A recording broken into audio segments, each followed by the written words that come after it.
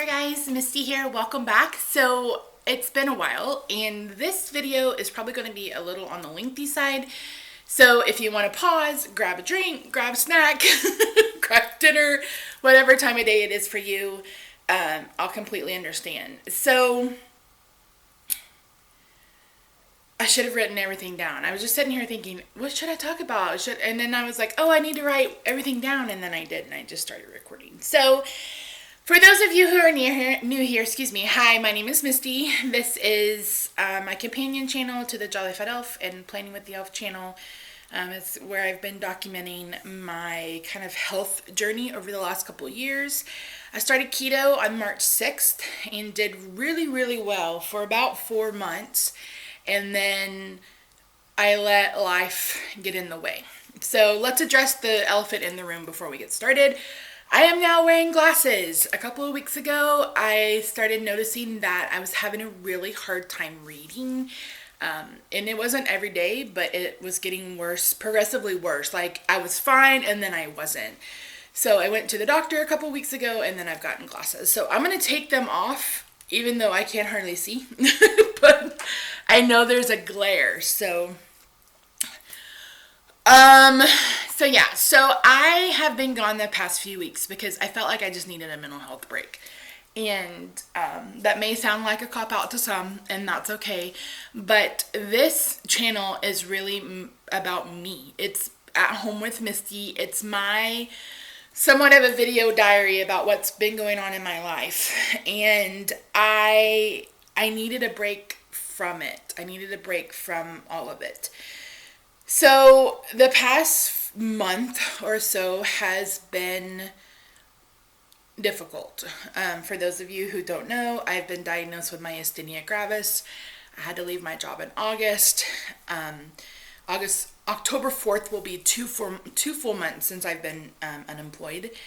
And it's been a roller coaster of emotions. I've had a roller coaster of emotions.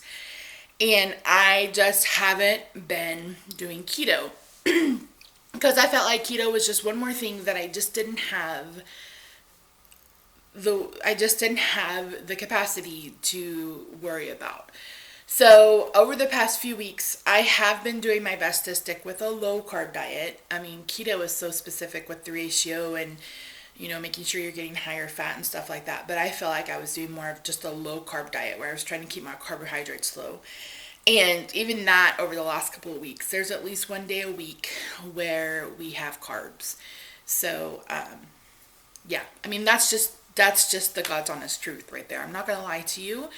I know I get a lot of flack sometimes for being real, and people think I'm a hypochondriac and all those other things, and that's fine. But again, this is to document my journey, and this is all part of it. It's not rainbow and unicorns. It's not someone who's 110 pounds, who has their life together, who portrays this beautiful, majestic life here on YouTube for you. That's not what this channel is about. This channel is about to share the struggle of a 400-pound woman trying to get her health back. And that's really been what it's about. So I'm still under 400, by the way. I haven't gained any weight back, so there's that. So I am rebooting keto. I'm starting from scratch next week. This is going up on Friday. I'm filming it on Thursday, the day before. I just needed to reset my brain, and I had a really good therapy session last week. My therapist had been gone for a couple of weeks, and I think that was part of it too, because I've seen him every week for a year. And he was gone, and then last week was probably one of the best sessions we've had together in a really long time. And it was me just like word vomiting for 45 minutes about my fears, my struggles, how I'm dealing with stress and everything. And he, I was like, I'm so mad because I was in such a good place and I need to get back to where I was. And he's like, that's where you've got to stop. He's like, no. He's like, you can't look in the rearview mirror. You have to just keep moving forward. And that was really, really, struck something with me. And I've been told that before. And like I told him, I was like, logically, I know all this. I know what I should be doing. I know all of this. But at the same time, it's really hard for me not to be a warrior. It's really hard for me because I'm a Taurus. It's like, I like my routine. I like things planned out. I'm a planner. So all of this unknown and all of this uncertainty is really hard for me. Sorry guys, I can see. And I'm gonna have a headache, so I'm sorry if there's a glare. We'll have to figure it out. So maybe if I'll sit like this. So it's just been really, really hard. And the whole financial issue, I mean, we were able to make it through September just fine. October, our mortgage is due next week. Rob gets paid today when this is going up, so on Friday. And hopefully we can make it work.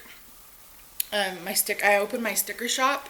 And so thank you to everyone who purchased stickers, because that helped us pay a couple of payments last week. So I'm trying to roll with that. I'm trying to roll with Stamping Up. I need to get back on, with Perfectly Posh. So I'm trying my best to bring in money. I haven't started pursuing disability, and that's it's like I have so many issues with it, and some of those issues are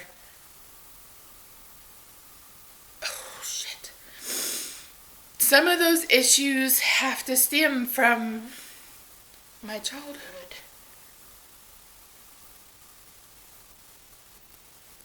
Dang, I didn't think I was going to get emotional.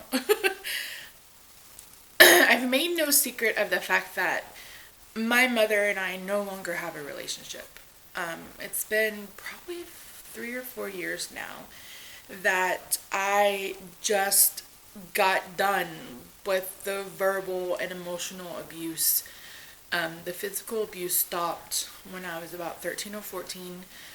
So my whole goal in life has always been to be better than what my mother was. So that's why I went to college.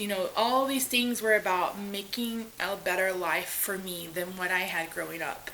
And my mother was medically retired when I was a sophomore in high school.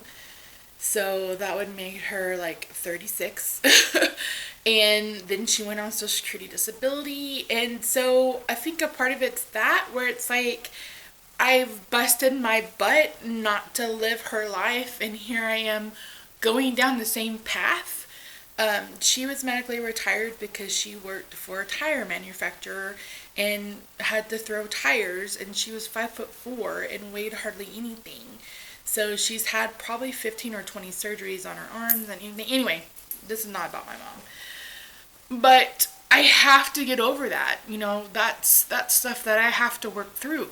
That, if I need it, then I need to do it. And I have to swallow my stubborn pride and just admit that just because our lives may parallel in some areas, it doesn't mean that I'm her. So, and that is one of the main reasons why I never really wanted to have kids. I did for a long time until I was probably 27 or 28, and then I just came to the realization that the only reason why I wanted to have kids was just to prove I could be a better mom. And that's not a good reason to have kids. And then I realized that I just didn't want to be a mom. And I'm really glad that I'm not a mom, because the way my body is deciding to fall apart, I wouldn't be able to give enough to a child, and that's just not fair to them. So anyway, this is not supposed to be a therapy session with you guys, but I mean, I'm just having a really hard time staying in this moment. And that's one thing that my therapist is really pushing me to do. Wake up and take it one day, 1 hour, 5 minutes at a time. And I just have to train myself to do that. I have to train myself to live in this moment and just know that God will provide. And maybe you believe that and maybe you don't, but God, fate, whatever. I always believe that when one door closes, another door opens. Oh my word. I didn't realize it's going to be this emotional in this video. Sorry, guys. I'm wearing my Harry Potter shirt. I got up this morning and took a shower and ran and got a coffee, and I have therapy in a little bit. I just have so much on my plate. And I am physically exhausted this week because Rob and I did our big shopping trip. For those of you who follow me for a while, you know, once or twice a year, Rob and I go to Sam's and we buy, you know, almost a year's worth of meat. Sometimes it gets us through a year, sometimes it doesn't. And that was the first time in 9 months that I'd been in a grocery store.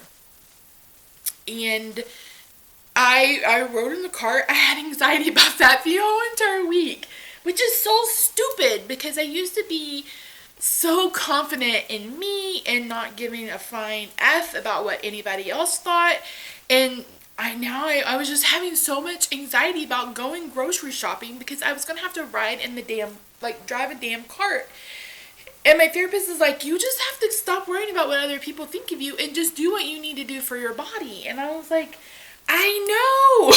It's like, I know what I need to do. It's just, my head has just been messed up. So we went, gosh, now I need to run that. We went and I drove the cart, and before we even made it completely around the store, my arms were exhausted just driving a cart.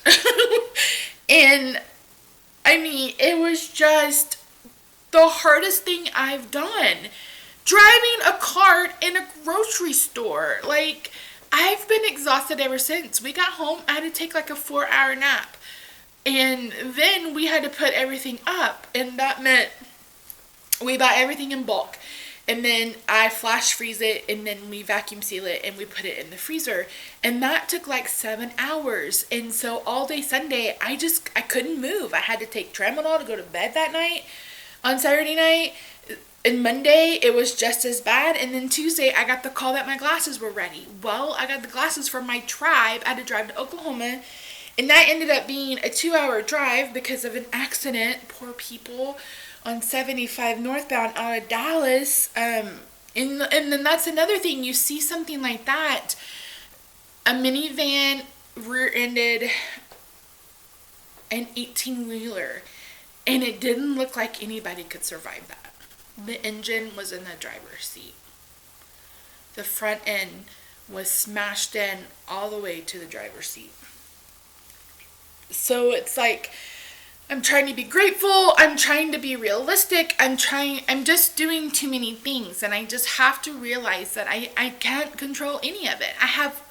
The only thing I have control over are my daily decisions. And that's what my therapist was trying, he's been trying to pound that in my head. And I know that. I know that. But sometimes it's really hard. It's just really hard. So Rob and I feel so much guilt because, when I don't cook or when I don't feel good, then I feel like I'm letting Rob down. And that's not anything he's ever said.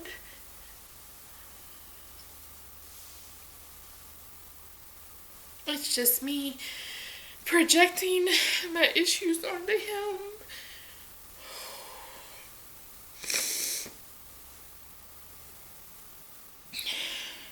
This is why I took a break, because I am just all over the place.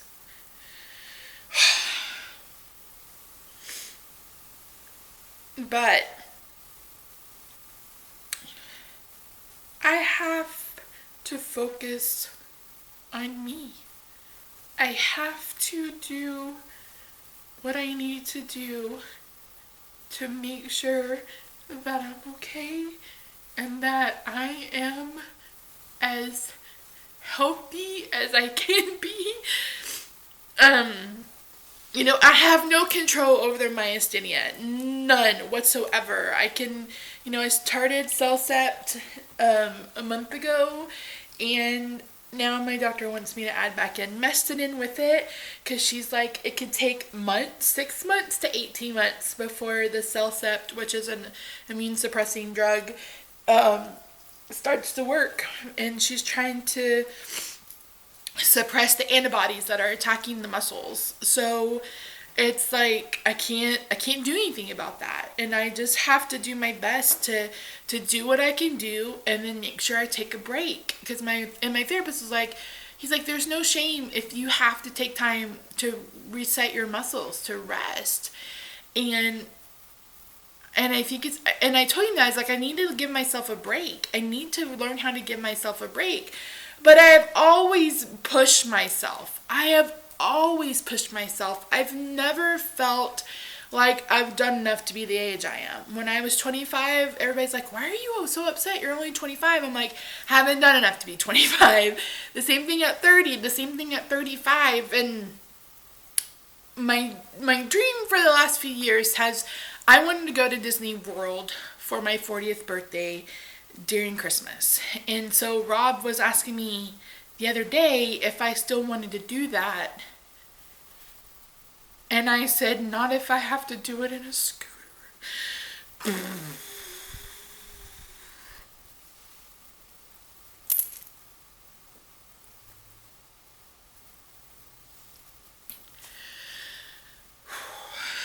I think I'm just in mourning for my body.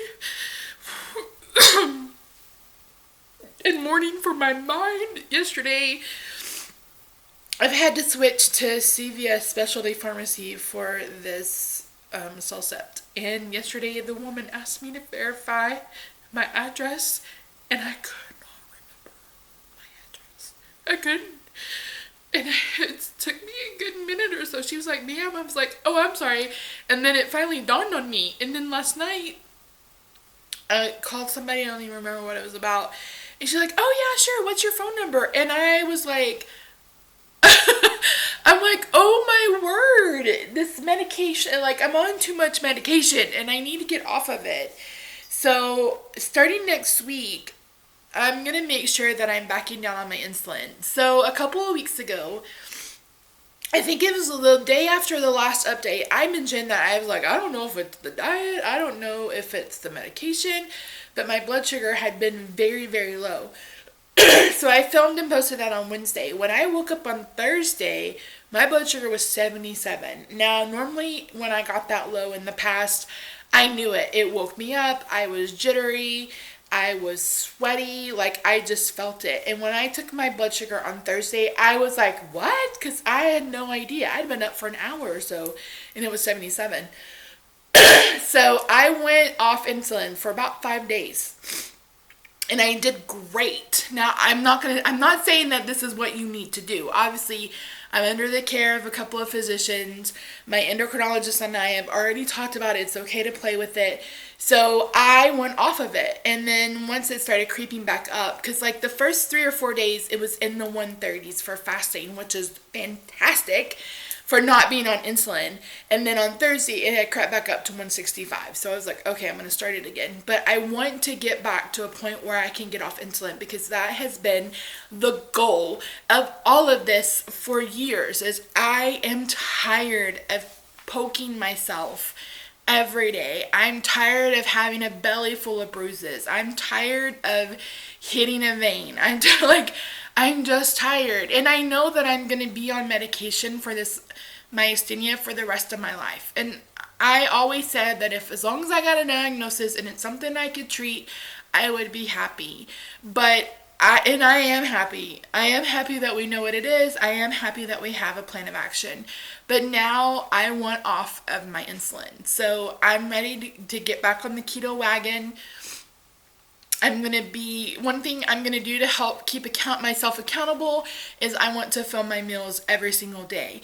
I already do our weekly dinners and post that, but this is going to be more of like a full day of eating. I'm not going to post it daily, like a daily vlog. I may post it every few days. I may post it once a week. I don't know. I haven't quite decided. We won't know until I get into it. And I'm going to start that on Monday. So I'm going to film however many times I eat that day. and I'm going to be as honest as possible. So hopefully that will help me just get right back on track. I know that if I can get back on track and if I can get, start cutting back down on insulin and see the numbers on the scale move, see my blood sugar numbers move, that I can move forward with this. So that's where I am. My goal is to cook every night next week. I may have to cook a few things ahead, this weekend, maybe throw some things on the grill or something like that. Yes, I'm still grilling because today is the coolest day we've had, and that's because it's rainy, but we've been in the 90s here in Texas. Fall doesn't happen until like mid-November.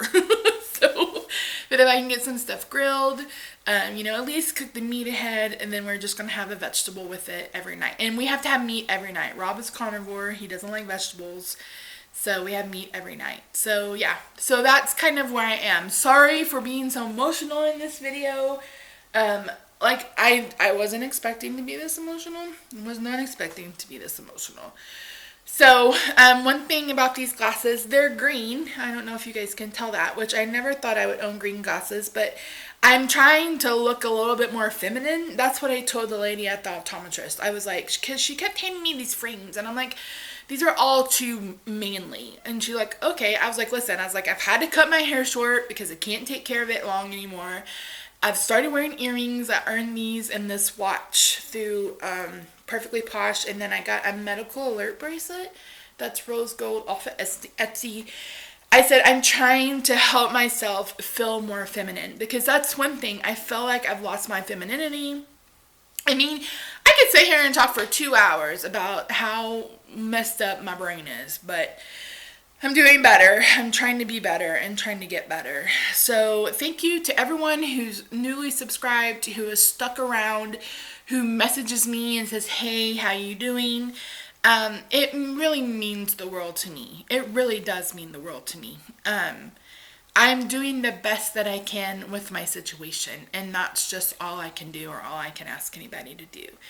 So thank you again for watching this long, if you have.